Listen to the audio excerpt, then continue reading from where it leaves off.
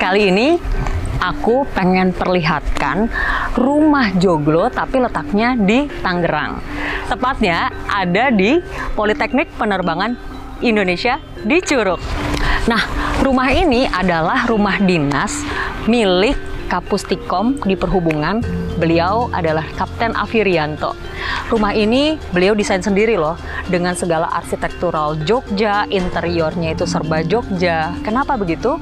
Karena satu, untuk menciptakan kenyamanan, yang kedua untuk melestarikan budaya Jogja itu sendiri. Penasaran kan? Yuk kita cek yuk.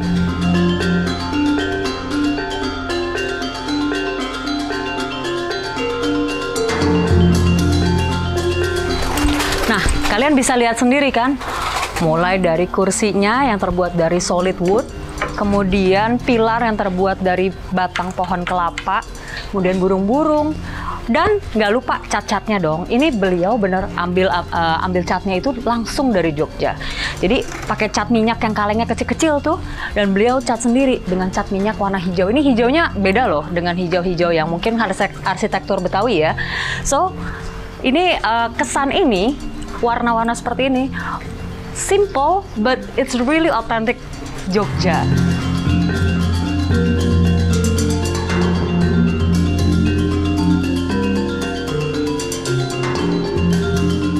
Oke guys, let's check this out. Mumpung beliau ada di dalam, kita ketok dulu. Halo. Waduh, selamat siang Pak. Apa kabar? Ini dia nih, Kapten Afi. Pak, boleh izin review rumahnya? Pengen lihat-lihat rumah dinas nih. Iya. Yuk. Masuk.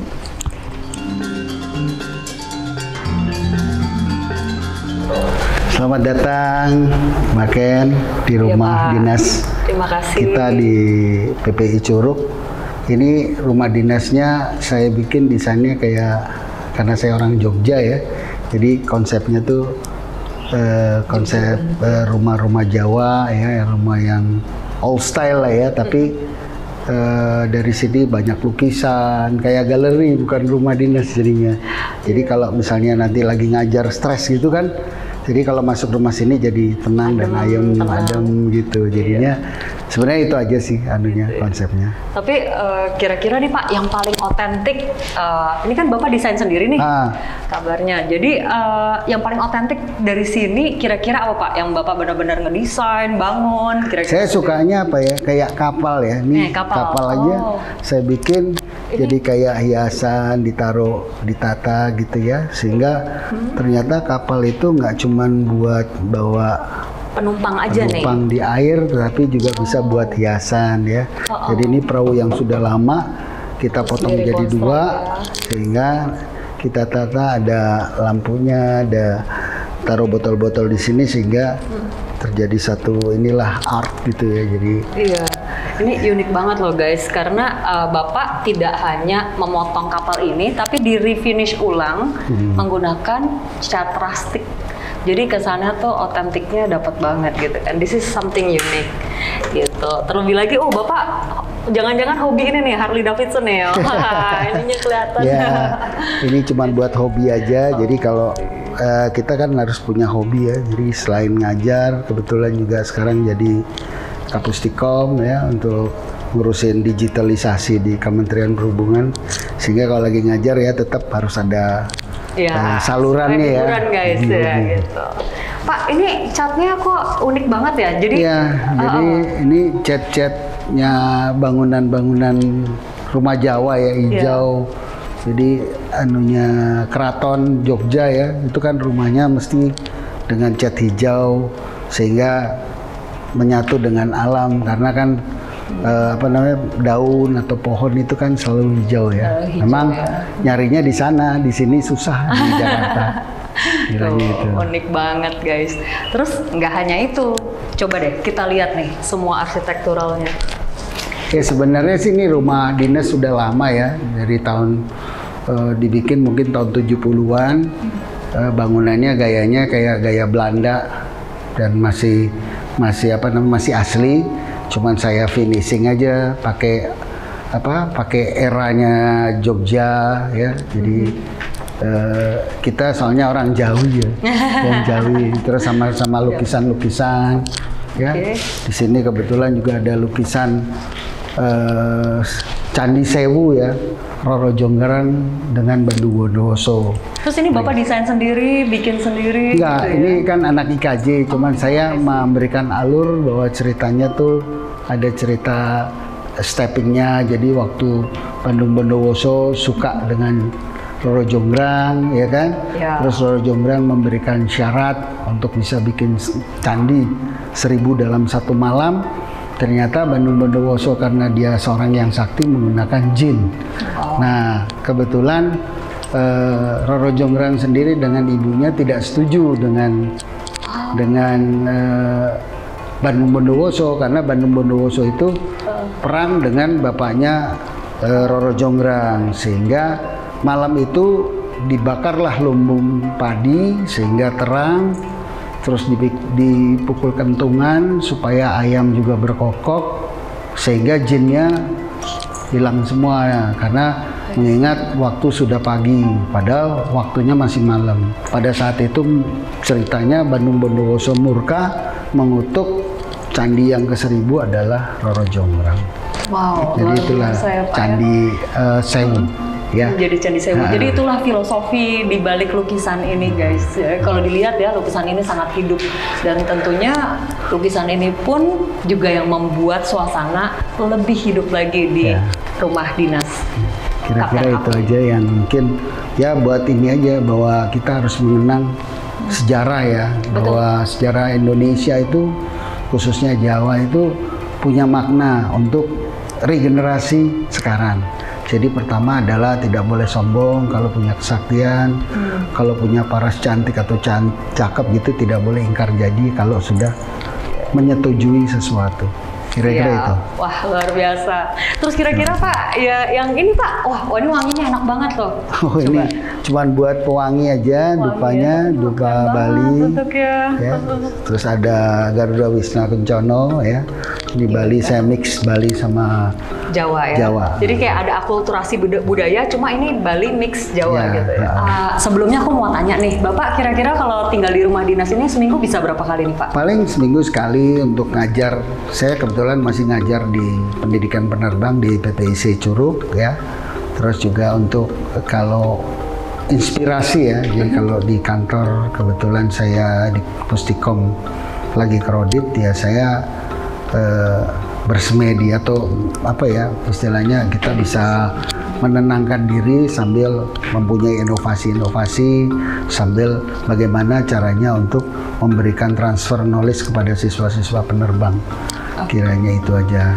Luar biasa. Nah, terus kalau bangun waktu saat merenovasi rumah dinas ini, waktu itu makan waktu berapa lama tuh Pak kira-kira? Kira-kira 5 bulan. 5 bulan ya. Karena kan satu-satu ya. Karena kan kalau melihat rumah itu kan harus dilihat dari sudut pandang dari segala arah ya. Nggak bisa cuma satu arah.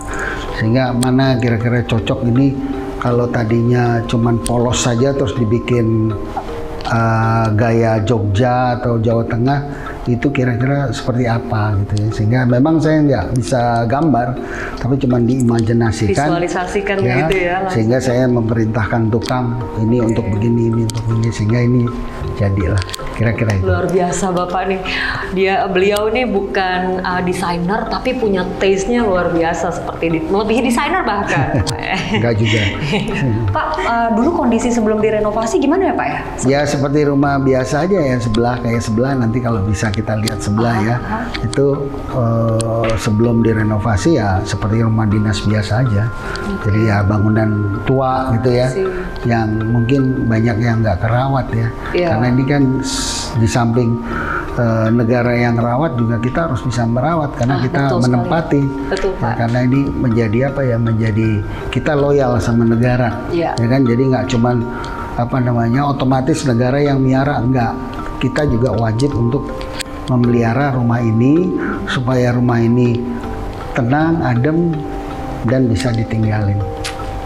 Jadi ngerasa memilikinya, serasa kita punya jiwa di sini. Betul Pak. Karena kalau nggak gitu ya nggak dijiwain ya nggak akan ada life untuk hidup di sini.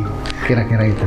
Ini partisi sebenarnya kan ini kalau nggak ada partisinya kayak lost gitu ya. Jadi saya kasih bambu kayak sketsel bambu ya, supaya ada pemisah antara ruang living room sama ini ya Pak. Dengan kita kalau lagi ngobrol-ngobrol serius, lagi briefing, bisa di tempat ini ngopi-ngopi di sini gitu. Tapi ada partisi kedua tuh Pak, yang bentuknya Jogja banget, semi Moroko Pak. Itu yang ini sebenarnya tadinya cuman kayu biasa ya, triplex. Nah ini saya kasih stiker aja, tapi stiker ya Pak ya? Ya, cutting stiker batik supaya kelihatan hidup gitu aja. Iya. Ya. Ini motif kawung ya Pak? Iya, ini kawung. Kawung atau parang kencana campur sama kawung. Campur sama kawung. Keren banget nih guys, kalau kalian punya ide untuk buat partisi ruangan, bisa juga dibentukin seperti ini. Sekaligus Bapak taruh ambalan untuk hiasan-hiasannya Bapak. Ini berfungsi untuk memisahkan antara ruang area makan dengan ruang duduk-duduk. Keren banget Pak idenya. Makasih. Ini tempat ruang makan ya. Jadi kalau kita siang kalau habis ngajar gitu, kita beli kayak tadi kayak beli pecel lele atau pecel Madiun, gudeg, rawon. Nah kita nanti diantar ke sini, kita makan di sini yang santai gitu ya. Dan ini juga saya bikin pintu koboy ya, supaya gampang untuk kita bisa ke musola. Di sini ada musola juga.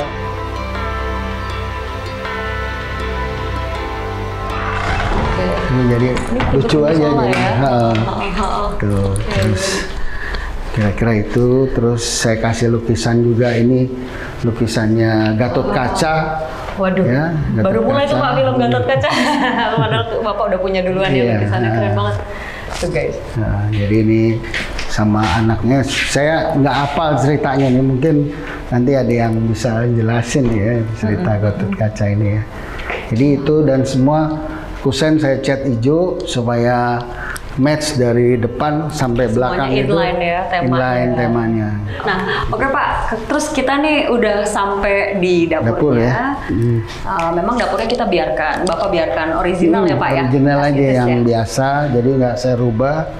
Paling cuman kusennya ya biasa kita cat hijau. Ya. Jadi nyambung lah segala keliling kusen ini. Ciri khasnya Jawa ya.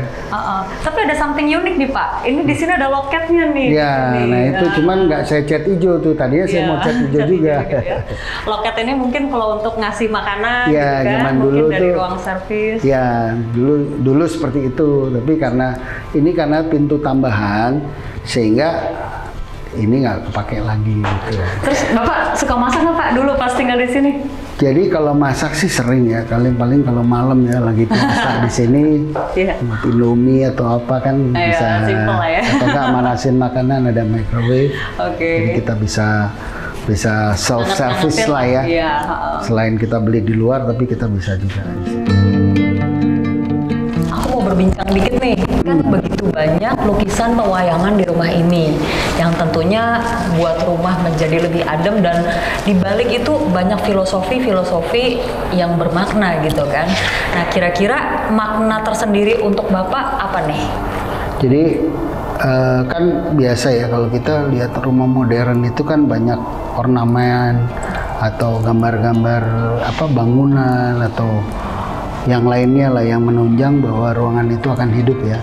Nah ini saya mix antara budaya Jawa dengan ruangan ya, sehingga budaya Jawa itu budaya yang paling tua ya, sehingga sebenarnya kalau kita mendalami dalam budaya kita, kayak lukisan ada Roro Jonggrang, Candi Sewu, ada kereta kencana Kanjeng Ratu Kidul, ada Gatot Kaca. Nah itu sebenarnya kembali ke kita, bahwa kita tuh punya suatu kepribadian atau punya suatu tutur seorang pemimpin. Seorang pemimpin tuh punya karismatik ya, kalau dia mendalami bahwa aku adalah aku, ya kan?